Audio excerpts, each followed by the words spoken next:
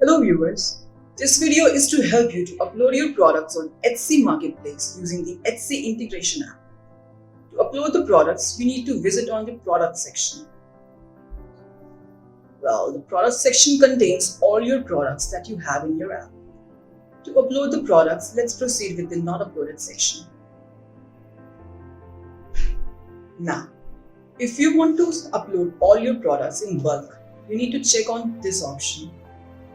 Then choose the option for select 25 plus products. You need to proceed with the publish listing option and then hit on action button. And if you want to upload only a single product, you just need to check on the products. Suppose I want to upload this one. Let's check on this product. Choose the option publish listing and hit on the action button. This will upload your product on Etsy. You can see now that it's processing. Success!